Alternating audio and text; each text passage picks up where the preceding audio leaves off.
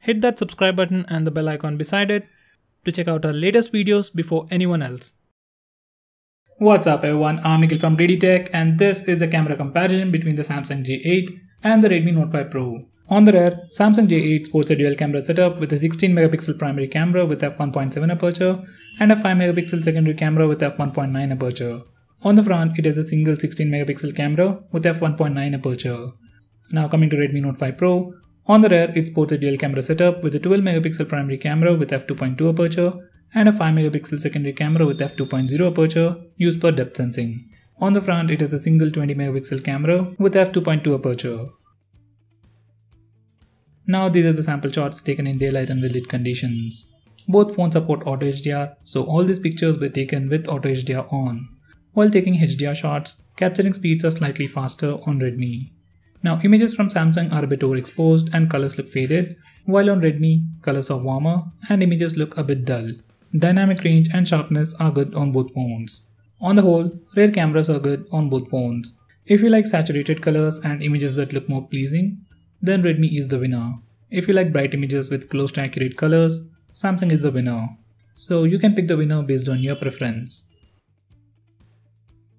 Now coming to portrait mode, on Redmi we can just take a portrait shot, while on Samsung we can change the amount of blur effect we want before taking a picture, and even after taking a picture we can change the amount of background blur effect and even the subject. So that's a slight advantage for Samsung. Now coming back to the sample shots, images shot on Redmi are a bit dull, while images shot on Samsung are a bit bright with warm colors.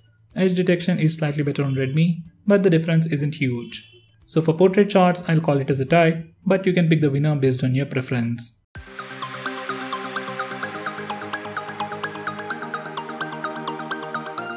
Now coming to low light performance, images from Samsung are overexposed, they look bright and colors look faded.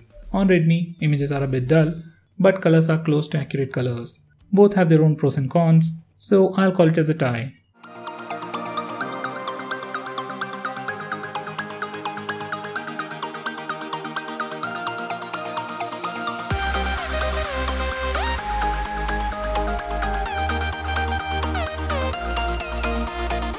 Now coming to selfies, these are the sample shots. Selfies from Redmi are brighter and look more cleaner, while selfies from Samsung look a bit overexposed and colors look faded.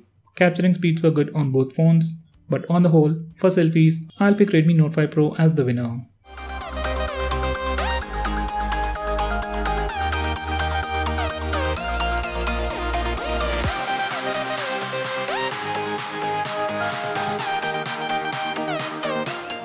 Now coming to portrait selfies, these are the sample shots.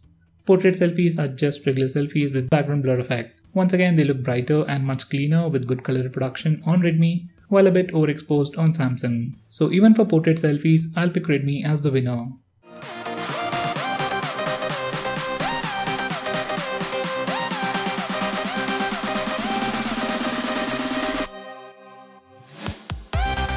Now coming to low light performance, selfies are a bit overexposed on Redmi. Skin tone doesn't look all that good. Comparatively, selfies from Samsung have better skin tones and better exposure control.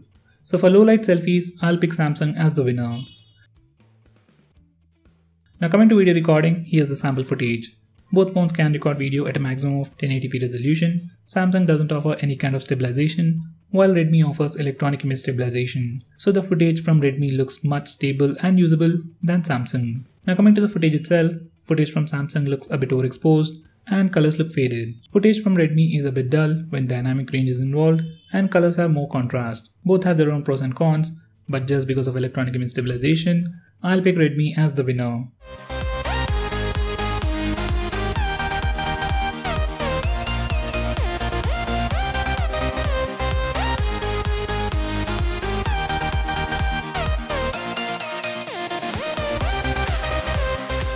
Now this is the sample footage recorded in low lighting indoor conditions.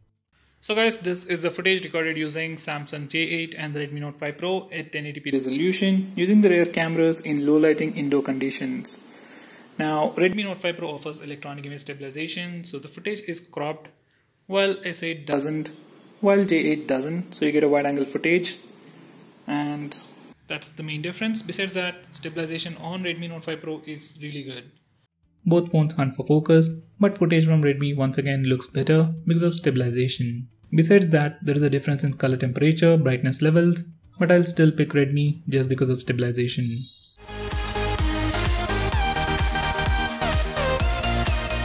Now coming to the front camera, here's the sample footage recorded using the front-facing camera. When there is a bright background, both phones handle it differently. But in good lighting conditions, footage from Redmi looks better.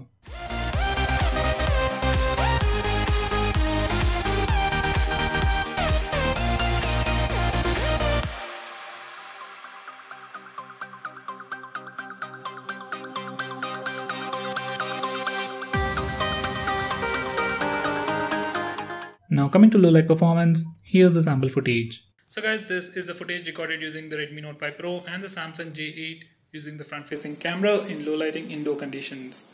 So audio is from the phone itself, so check out the noise cancellation and stabilization offered by the phone.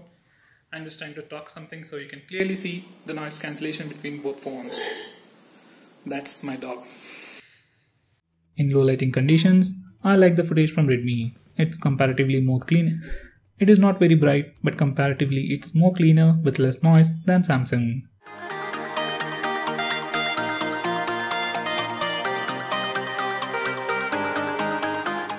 So guys, to conclude, rear cameras are good on both phones, but when it comes to selfies or video recording, Redmi Note 5 Pro has an advantage. So if you are planning to buy any of these phones, I'll suggest you to go with Redmi Note 5 Pro. So guys, looking at the sample pictures and the sample footage, which phone do you think did better? Do let me know by commenting below this video, and if you're planning to buy any of these phones, use the link in the description. It really helps the channel. If you want us to make any specific video, tweet out to us with the hashtag AskGreedyTech on Twitter and we will try to make it as soon as possible. I'm Nikhil from GreedyTech signing off. Have a nice day.